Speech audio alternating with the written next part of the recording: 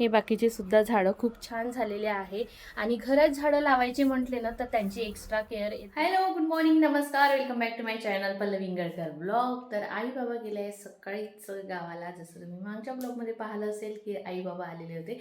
तर आई बाबा सकाळीच गेले कारण बाबांना होतं काम महत्त्वाचं. तर बाबा सकाळीच, त्यांची घाई होती म्हणून मी काही शूट पण नाही केलेलं.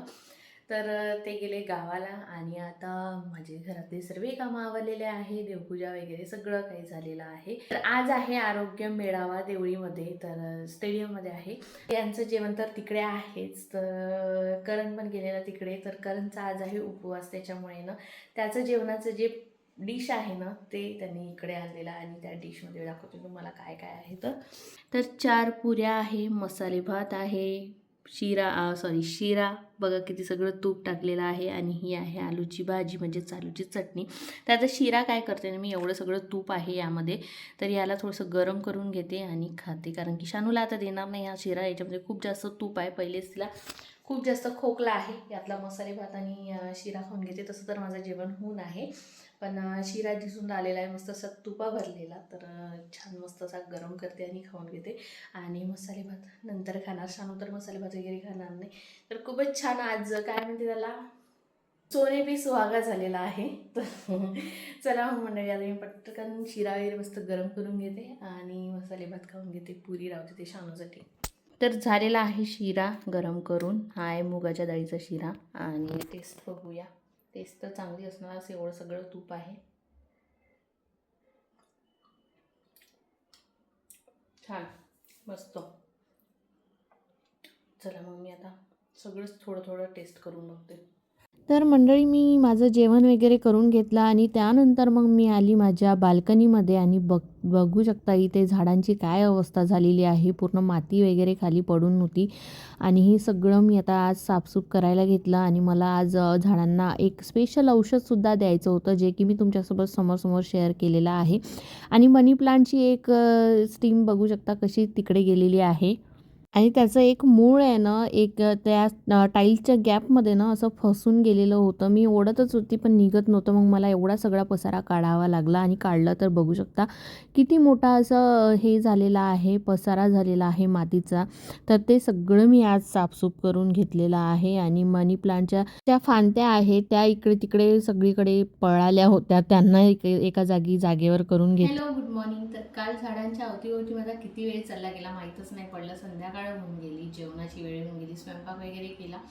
काल काही नाही, जास्त काही नाही, खिचडीच मांडली कारण कोणालाच भूक नव्हती. थोडी आम्ही खिचडी खाल्ली आणि मग आराम वगैरे केला. आणि काल आता शाणूला थोडंसं बरं आहे, थोडंसं म्हणजे पूर्णपणे बरं झालेलं आहे. आता तेवढं काही नाही, पण मी म्हटलं आता तिला सोमवारपासून शाळेत पाठवावं. कसं तिला आता तापामुळे थोडीशी अशक्तपणा वगैरे आहे, त्याच्यामुळे मी तिला आता सोमवारपासूनच पाठवणार शाळेमध्ये.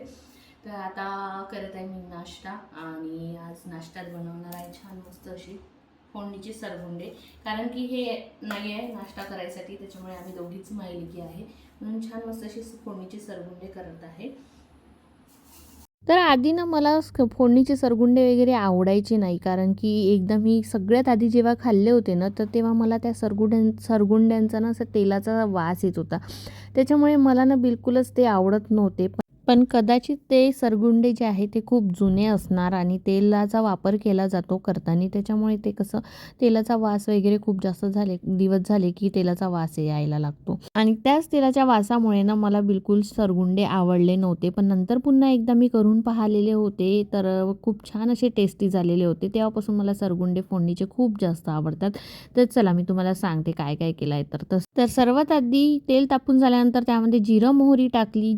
जिरं मोहरी छान तडतडू दिली. त्यानंतर कांदा, गोडनिंबाचा पाला, शानू खाणार त्याच्यामुळे मी मिरची वगैरे काही वापरलेली नाही, नाहीतर तुम्ही वापरू शकता, घेऊ शकता, टाकू शकता मिरची. त्याच्यानंतर मग कांदा वगैरे झाला, तिखट, मीठ, हळद टाकून दिलं. त्यानंतर आपण यामध्ये टाकलेले आहे टमाटर, आणि टमाटर टाकल्याच्या नंतरच मी मीठ वगैरे टाकत असते नेहमी. तुम्ही माझी भाजीची रेसिपी किंवा कशाची पण रेसिपी फोडणी बघू शकता. तर टमाटर टाकल्याच्या नंतरच मीठ टाकू शकते. आणि थोडासा गॅसचा फ्लेम मोठा केला की छान छान असं पाणी टाकून द्यायचं, म्हणजे असं तडका बसते, असा झणाना बसते मस्त असा. त्यानंतर मग हे पाणी उकळून झालं की यामध्ये टाकून द्यायचे छान असे सरगुंडे. आणि तुम्हाला पाणी बरोबर हिशोबानेच टाकायचं. नवीन जर सरगुंडे असणार तर कमीच पाणी वापरायचं, कारण की नाहीतर ते ना एकदम असं काय म्हणजे त्याला गोळा बनून जातो कणकीचा. नाहीतर जुने झाले की छान असे सरगुंडे होतात. थोडंसं पाणी कमीच टाकायचं नवीन असले तर. जुने असलं की मग तुम्ही तुमच्या अंदाजानुसार टाकू शकता. तर छान आता याला एक वाफ वगैरे येऊ देणार आणि मग मस्त असे सरगुंडे आपले तयार होणार. कोणाकोणाला आवडते हे असे फोडणीचे सरगुंडे. आमच्याकडे विदर्भात हे सरगुंड्यांचा प्रकार खूप जास्त चालतो आणि खूप जास्त आवडीने सगळे लोक खातात. आणि तर आता हे सरगुंडे जे आहे ते शिजत आहे. मी इकडे शानू उठलेली होती. आजकाल कसं आता तिला ताप असल्यामुळे ती थोडंसं लेटच उठत आहे. आणि औषध चालू असल्यामुळे कसं ना मुलांना झोप जास्त येते. तर मग मी पण तिला उठवत नाही, राहू दे म्हटलं आता आरामात जेव्हा उठते तेव्हा माझी सर्व कामं पण होऊन जाते तोपर्यंत. तर इकडे शानूचं आता तिला ब्रश कर म्हटलं, पण तिला ना काय माहिती 2-3 दिवस झाले ताप आला तेव्हापासून कंटाळाच करत आहे ती सगळ्या गोष्टींचा. तर मग मला इथे करून द्यावं लागते तिला थोडंसं. तर ब्रश वगैरे करून दिला मी तिचा. आणि त्याचसोबत यांचीसुद्धा इकडे गडबड चालू आहे. हा फोन पण तिकडलाच आहे हॉस्पिटलमधला. तर कसं आता कॅम्प वगैरे चालू आहे ना, जसं की मी तुम्हाला काल सांगितलं की आता आरोग्य मेळावा चालू आहे तिकडे. तर त्यांची तेच धावपळ चालू होती. त्यांनी नाश्तासुद्धा केलेला नाही आहे. आम्ही दोघी मायलेकींनीच केला छान मस्त असा नाश्ता. त्यांच्यासाठी प्लेट काढून ठेवली, पण तरी पण त्यांना वेळ नव्हता खायसाठी. तर सकाळी उठूनच ते तिकडे गेले. त्याच्यानंतर आता आले आता आंघोळ वगैरे करणार आणि पुन्हा जाणार. तर काही त्यांचं जेवणाचं वगैरे तिकडेच आहे, पण तरीसुद्धा आता घरी सध्या त्यांना अहो हे करता का, ते करता का, किंवा हे मला आणून देता का, ते आणून देता का, सध्या काही करता येणार नाही आहे. पण आज संध्याकाळपर्यंत ते खाली होऊन जाईल. तर तोपर्यंत आपलं असंच चालू आहे. आणि आता शानूला ना थोडंसं असं अशक्तपणा वाटत आहे. त्याच्यामुळे थोडं ती एकदम असं म्हणजे नाही का पहिलेसारखं, कारण आता 2-3 दिवस तापामुळे ना तिला बिलकुल जेवण जात नव्हतं. तर ती थोडंसं अशक्तपणा तिला आलेला आहे. एक स्फूर्ती जी आहे ते सध्या काही आहे नाही तिच्यामध्ये. जबरदस्तीने तरी पण मी तिला काही ना काही खाऊ घालते. त्याच्यामुळे थोडंसं व्यवस्थित तरी आहे आणि काही सलाईन वगैरे लावायचं काम पडलेलं नाही आहे. मी म्हटलं आता तिकडे सरगुंडे शिजेपर्यंत आपण छान मस्त हे आपला हॉल जो आहे तो नीटनेटका करून घ्याव. इकडलं आपलं काम होतच नाही, तर इकडे सरगुंडेसुद्धा तयार झालेले आहे. यामध्ये छान मस्त असा सांबार टाकून घ्यायचा. आणि बघू शकता मस्त असे नूडल्स तयार झालेले आहे. हे आमचे विदर्भातले स्पेशल नूडल्स आणि इतके टेस्टी लागतात ना, आणि हेल्दी तर आहेच. तर या मग मंडळी नाश्ता करायसाठी गरमागरम किती छान झाले आहे ना. आणि कोणाला साखर जर आवडत असेल ना तर थोडीशी साखरेची दाणे टाकून द्यायची. तर चला मग मंडळी, तयार झालेला आहे आपला नाश्ता. या मग नाश्ता करायला. तर मंडळी हे बघू शकता माझे इथले झाडं.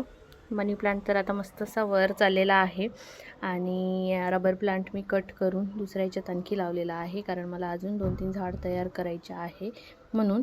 आणि हे झाड बघू शकता किती हेल्दी आहे ना, मस्त हे बघू शकता इकडले झाडं.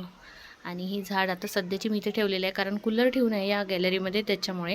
आणि स्पायडर प्लांट बघू शकता किती छान असं दिसत आहे. आणि हे मनी प्लांटसुद्धा, तर याला ना स्पायडर प्लांटला एक छान असा तुरुंबसुद्धा आलेला आहे. तर हे माहीत, तर झाडांचं मी काल जे काम करत बसलेली होती आणि तुमच्यासोबत काही कारणामुळे शेअर करू शकलेली नाही आहे. पण तुम्हाला सांगते काल मी काय केलं. हे झाडांचे पानं जे काही बेकार झालेले होते ते काढून घेतले. झाडांच्या मातीची व्यवस्थित अशी काय म्हणते खुदाई, झाडांच्या मातीला थोडंसं खोरून काढलं. त्यामुळे ना झाडं व्यवस्थित राहतात.